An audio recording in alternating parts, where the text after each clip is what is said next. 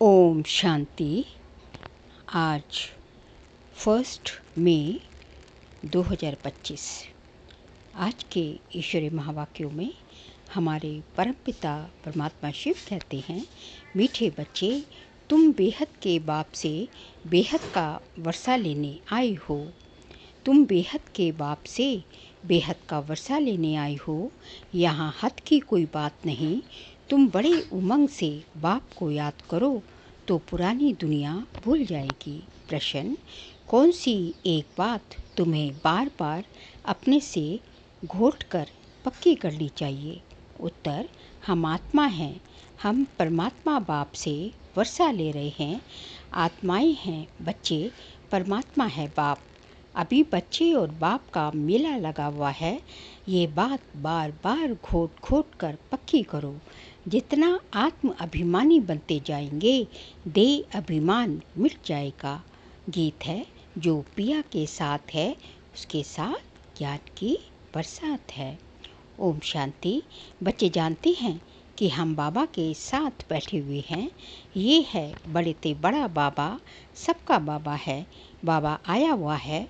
बाप से क्या मिलता है, ये तो सवाल ही नहीं उठता। बाप से मिलता ही है वर्षा। ये है सबका बेहद का बाप, जिससे बेहद का सुख, बेहद की प्रॉपर्टी मिलती है। वह है हद की मिल्कियत। कोई के पास 1000, कोई के पास 5000 होगी, कोई के पास 10, 25, 50 करोड़ अरब होंगे। अब ये वह तो सब है लौकिक। बाबाएं और हद के बच्चे, यहाँ तुम बच्चे समझते हो हम बेहद के बाप के पास आए हैं बेहद की प्रॉपर्टी लेने। दिल में आश तो रहती है ना, सिवाय स्कूल के और सत्संग आदि में कोई आश नहीं रहती। कहेंगे शांति मिले, वह तो मिल नहीं सकती। यहाँ तुम बच्चे समझते हो हम आए हैं विश्व नई दुनिया का मालिक बनने, नहीं तो यहाँ क्यों आए हैं? बच्चे कितनी वृद्धि को पाते रहते हैं। कहते हैं, बाबा हम तो विश्व का मालिक बनने आए हैं, हद की कोई बात ही नहीं। बाबा आपसे हम बेहद का स्वर्ग का वर्षा लेने आए हैं। कल्प कल्प हम बाप से वर्षा लेते हैं, फिर माया बिल्ली छीन लेती है।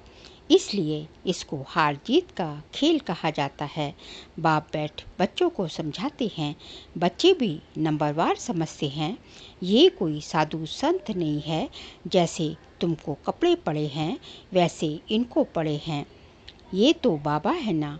कोई पूछेंगे किसके पास जाते हो, कहेंगे हम बाप दादा के पास जाते हैं। ये तो फैमिली हो गई ना। क्यों जाते, क्या लेने जाते, ये तो और कोई समझ ना सके कह ना सके कि हम बाप दादा के पास जाते हैं। वर्षा उनसे मिलता है। दादे की प्रॉपर्टी के सब हकदार हैं। शिव बाबा के अविनाशी बच्चे तो हो ही, फिर प्रजापिता ब्रह्मा के बनने से उनके पुत्र पोत्रियां हो। अभी तुम जानते हो हम आत्माएं हैं। ये तो बहुत पक्का घोटना चाहिए। हम आत्माएं परमात्मा बाप से वर्षा लेते हैं। हम आत्माएं बाप से आकर मिले हैं। आगे तो शरीर का भान था। फलाने फलाने नाम वाले ही प्रॉपर्टी लेते हैं। अभी तो हैं आत्माएं परमात्मा से वर्षा लेते हैं। आत्माएं हैं बच्चे, परमात्मा है बाप। बच्चे और बाप का बहुत समय के बाद मेला लगता है। एक ही बारी भक्ति मार्ग में फिर अनेक आर्टिफिशियल मेले लगते रहते हैं। ये है सबसे वंडरफुल मेला। आत्माएं परमात्मा अलग रहे बहुकाल। कौन? तुम आत्माएं। ये भी तुम समझते हो हम आत्माएं अपने स्वीट साइलेंस होम में रहने वाली हैं। अभी यहाँ पाठ बजाते बजाते थक गए हैं तो सन्यासी गुरु आदि के पास जाकर शांति मांगते हैं। समझते हैं वे घर बार छोड़ जंगल में जाते हैं, उनसे शांति मिलेगी परंतु ऐसे है नहीं। अभी तो सभी शहर में आ गए हैं। जंगल में गुफाएं खाली पड़ी हैं। गुरु बनकर बैठे हैं, नहीं तो उनको निवृत्ति मार्ग का ज्ञान दे पवित्रता सिखलानी है आजकल तो देखो शादियां कराते रहते हैं। तुम बच्चे हो तो अपने तुम बच्चे तो अपने योग बल से अपनी कर्मेंद्रियों को वश में करते हो। कर्मेंद्रियां योग बल से शीतल हो जाएंगी। कर्मेंद्रियों में चंचलता होती है ना, अब कर्मेंद्रियों पर जीत पानी है। जो कोई चंचलता ना चले, सिवाय योग बल से कर्मेंद्रियों का वश होना इम्पॉसिबल है। बाप कहते हैं कर्मेंद्रियों की चंचलता योग बल से ही टूटेगी। योग बल की ताकत तो है ना, इसमें बड़ी मेहनत लगती है।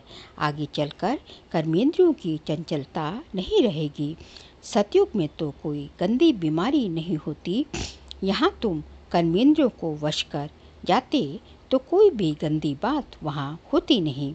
नाम ही है स्वर्ग। उनको भूल जाने के कारण लाखों वर्ष कह देते हैं। अभी तक भी मंदिर बनाते रहते हैं। अगर लाखों वर्ष हुए हो तो फिर बात ही याद ना हो। ये मंदिर आदि क्यों बनाते?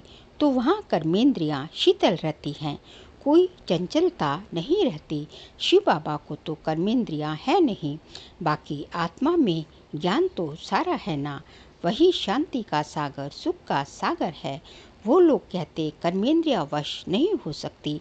बाप कहते हैं योग बल से तुम कर्मेंद्रियों को वश करो। बाप की याद में रहो। कोई भी बेकायदे काम कर्मेंद्रियों से नहीं करना है। ऐसे लवली बाप को याद करते करते प्रेम में आंसू आने चाहिए। आत्मा परमात्मा में लीन तो होती नहीं। बाप एक ही बार मिलते हैं जब शरीर का लोन लेते हैं। तो ऐसे बाप के साथ कितना प्यार से चलना चाहिए। बाबा को उछल आई ना। ओहो, बाबा विश्व का मालिक बनाते हैं, फिर ये धन माल क्या करेंगे? छोड़ो सब। जैसे पागल होते हैं ना। सब कहने लगे इनको बैठे बैठे क्या हुआ, धंधा आदि सब छोड़कर आ गए। खुशी का पारा चढ़ गया। साक्षात्कार होने लगे। राजाई मिलनी है, परंतु कैसे मिलेगी, क्या होगा ये कुछ भी पता नहीं। बस मिलना है। उस खुशी में सब छोड़ दिया। फिर धीरे धीरे नॉलेज मिलती रहती है। तुम बच्चे यहाँ स्कूल में आए हो, एम ऑब्जेक्ट तो है ना। ये है राजयोग। बेहद के बाप से राजाई लेने आए हो। बच्चे जानते हैं हम उनसे पढ़ते हैं, जिसको याद करते थे कि बाबा आकर हमारे दुख हरो, सुख दो। बच्चियाँ कहती हैं हमको भी श्री कृष्ण जैसा बच्चा मिले, और वह तो वैकुंठ में मिलेगा ना। कृष्ण वैकुंठ का है, उनको तुम झुलाते हो तो उन जैसा बच्चा तो वैकुंठ में ही मिलेगा ना। अभी तुम वैकुंठ की बादशाही लेने आए हो, वहाँ जरूर प्रिंस प्रिंसेस ही मिलेंगे। पवित्र बच्चा मिले, ये आश भी पूरी होती है। यूँ तो प्रिंस प्रिंसेस यहाँ भी बहुत हैं, परंतु नरकवासी हैं। तुम चाहते हो स्वर्गवासी को। पढ़ाई तो बहुत सहज है। बाप कहते हैं तुमने बहुत भक्ति की है, धक्के खाए हैं। तुम कितना खुशी से तीर्थों आदि पर जाते हो, अमरनाथ पे जाते हो। समझते हैं शंकर ने पार्वती को अमर कथा सुनाई। अमरनाथ की सच्ची कथा तुम अभी सुनते हो। ये तो बाप बैठ तुमको सुनाते हैं। तुम आए हो बाप के पास, जानते हो ये भाग्यशाली रथ है। इसने ये लोन पर लिया है, शिव बाबा ने लोन पर लिया है। हम शिव बाबा के पास जाते हैं, उनकी ही श्रीमत पर चलेंगे। कुछ भी पूछना हो तो बाबा से पूछ सकते हो। कहते हैं बाबा हम बोल नहीं सकते, ये तो तुम पुरुषार्थ करो। इसमें बाबा क्या कर सकते हैं? बाप तुम बच्चों को श्रेष्ठ बनाने का सहज रास्ता बताते हैं। एक तो कर्मेंद्रियों को वश करो, दूसरा देवी गुण धारण करो। कोई गुस्सा आदि करे तो सुनो नहीं, एक कान से सुन दूसरे से निकाल दो। जो इविल बातें पसंद ना आए उसे सुनो ही नहीं। देखो पति क्रोध करता है, मारता है तो क्या करना चाहिए? जब देखो पति गुस्सा करता है तो उन पर फूल बरसाओ, हंसते रहो। युक्तियाँ तो बहुत हैं। कामेशु क्रोधेशु होते हैं ना। अबलाएं पुकारती हैं, एक द्रौपदी नहीं सब हैं। अब बाप आए हैं लग्न होने से बचाने के लिए। बाप कहते हैं इस मृत्यु लोक में ये तुम्हारा अंतिम जन्म है। हम तुम बच्चों को शांति धाम ले जाने आए हैं। वहाँ पतित आत्मा तो जा न सके, इसलिए मैं आकर सबको पावन बनाता हूँ। जिसको जो पार्ट मिला हुआ है वह पूरा कर अब सबको वापस जाना है। सारे झाड़ का राज बुद्धि में है, बाकी झाड़ के पत्ते थोड़ी ही कोई गिनती कर सकते हैं। तो बाप भी मूल बात समझाते हैं। बीज और झाड़, बाकी मनुष्य तो ढेर हैं, एक एक के अंदर को थोड़े ही बैठ जानेंगे। मनुष्य समझते हैं भगवान तो अंतर्यामी है, हर एक के अंदर की बात को जानते हैं। ये सब है अंधश्रद्धा। बाप कहते हैं तुम हमको बुलाते हो कि आकर हमको पतित से पावन बनाओ, राजयोग सिखाओ। अभी तुम राजयोग सीख रहे हो। बाप कहते हैं मुझे याद करो। बाप ये मत देते हैं ना, बाप की श्रीमत और गत सबसे न्यारी है। मत यानी राय, जिससे हमारी सद्गति होती है। वही एक बाप हमारी सद्गति करने वाला है, दूसरा ना कोई। इस समय ही बुलाते हैं, सतयुग में तो बुलाते नहीं हैं। अभी ही कहते हैं सबका सद्गति दाता एक राम है। जब माला फेरते हैं तो फेरते फेरते जब फूल आता है तो उनको राम कह आंखों पर लगाते हैं। अपना है एक फूल को जपना है, एक फूल को, बाकी है उनकी पवित्र रचना। माला को तुम अच्छी रीति जान गए हो। जो बाप के पास 7 सर्विस करते हैं उनकी ये माला है। शिव बाबा को रचता नहीं कहेंगे, रचता कहेंगे तो प्रश्न उठेगा कि कब रचना की। प्रजापिता ब्रह्मा अभी संगम युग पर ही ब्राह्मणों को रचते हैं ना। शिव बाबा की रचना तो अनादि है ही, सिर्फ पतित से पावन बनाने लिए बाप आते हैं। अभी तो है पुरानी सृष्टि, नई में रहते हैं देवताएं। अब शूद्रों को देवता कौन बनाए, अभी तुम फिर से बनते हो। जानती हो बाबा हमको शूद्र से ब्राह्मण, ब्राह्मण से देवता बनाते हैं। अभी तुम ब्राह्मण बने हो। देवता बनने के लिए मनुष्य सृष्टि रचने वाला हो गया ब्रह्मा, जो मनुष्य सृष्टि का हेड है। बाकी आत्माओं का अविनाशी बाप शिव तो है ही। ये सब नई बातें तुम सुनते हो। जो बुद्धिवान है वे अच्छी रीति धारण करते हैं। आहिस्ते आहिस्ते तुम्हारी भी वृद्धि होती जाएगी। अभी तुम बच्चों को स्मृति आई है, हम असुल देवता थे, फिर 84 जन्म कैसे लेते हैं। सब राज तुम जानते हो, ज़्यादा बातों में जाने की दरकार ही नहीं है। बाप से पूरा वर्षा लेने के लिए मुख्य बात बाप कहते हैं, एक तो मुझे याद करो, दूसरा पवित्र बनो, स्वदर्शन चक्रधारी बनो और आप समान बनाओ। कितना सहज है, सिर्फ याद ठहरती नहीं है। नॉलेज तो बड़ी सहज है। अभी पुरानी दुनिया खत्म होनी है, फिर सतयुग में नई दुनिया में देवी देवताएं राज करेंगे। इस दुनिया में पुराने से पुराने ये देवताओं के चित्र हैं या इनों के महल आदि हैं। तुम कहेंगे पुराने ते पुराने, हम विश्व के महाराजा महारानी थे। शरीर तो खत्म हो जाते हैं, बाकी चित्र बनाते रहते हैं। अभी ये थोड़े ही किसको पता है। ये लक्ष्मी नारायण जो राज्य करते थे अब कहाँ गए, राजाई कैसे ली।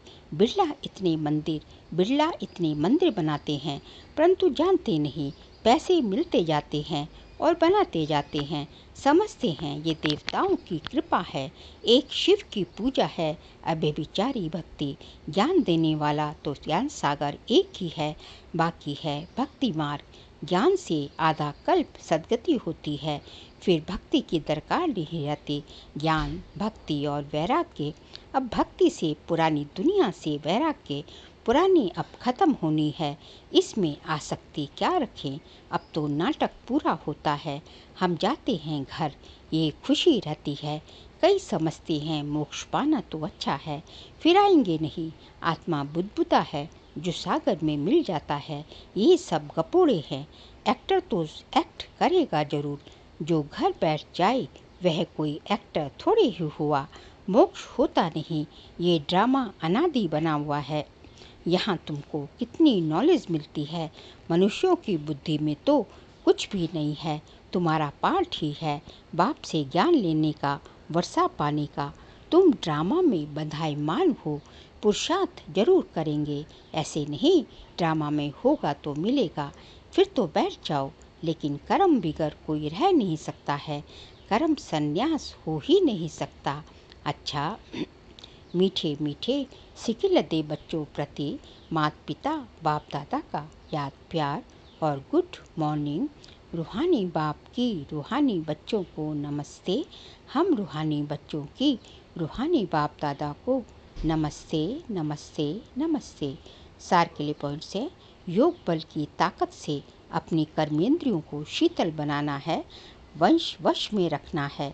इविल बातें ना तो सुननी है ना सुनानी है। जो बात पसंद नहीं आती उसे एक कान से सुन दूसरे से निकाल देना है। सेकंड पॉइंट, बाप से पूरा वर्षा लेने के लिए स्वदर्शन चक्रधारी बनना है। पवित्र बन आप समान बनाने की सेवा करनी है। आज का बाबा का वरदान है, मुरली के साज द्वारा माया को सरेंडर कराने वाले मुरलीधर भव। मुरली के साज द्वारा माया को सरेंडर कराने वाले मुरलीधर भव। मुरलियाँ तो बहुत सुनी हैं, अब ऐसे मुरलीधर बनो जो माया मुरली के आगे न्यौछावर हो जाए। मुरली के राज का साज अगर सदैव बजाते रहो तो माया सदा के लिए सरेंडर हो जाएगी। माया का मुख्य स्वरूप कारण के रूप में आता है। जब मुरली द्वारा कारण का निवारण मिल जाएगा तो माया सदा के लिए समाप्त हो जाएगी। कारण खत्म अर्थात माया खत्म। स्लोगन है, अनुभवी स्वरूप बनो तो चेहरे से खुशनसीबी की झलक दिखाई देगी। अनुभवी स्वरूप बनो तो चेहरे से खुशनसीबी की झलक दिखाई देगी। बाबा कहते हैं अभी आपको अनुभवी स्वरूप बनना है, क्योंकि आपने एक बार अनुभव कोई चीज़ कर ली तो आपको वो आपकी जो है मस्तक पटल से जो है कभी हट नहीं सकती, मानस पटल से वो कभी हट नहीं सकती, क्योंकि अनुभव सबसे बड़ी अथॉरिटी है। तो इसलिए जो है अनुभवी स्वरूप यदि हम बनते जाएंगे तो चेहरे में खुशनसीबी ना हो, खुशनसीबी की झलक ना हो, ये तो हो ही नहीं सकता। फिर जो है मई मास का अव्यक्त इशारे का सब्जेक्ट है, रूहानी रॉयल्टी और प्योरिटी की पर्सनालिटी धारण करो। रूहानी रॉयल्टी और प्योरिटी की पर्सनालिटी धारण करो। आज का पॉइंट है, संगम युगी ब्राह्मण जीवन की विशेषता पवित्रता है। प्रवृत्ति में रहते अपवित्रता से निवृत्त रहना, स्वपन मात्र भी अपवित्रता के संकल्प से मुक्त रहना, यही विश्व को चैलेंज करने का साधन है।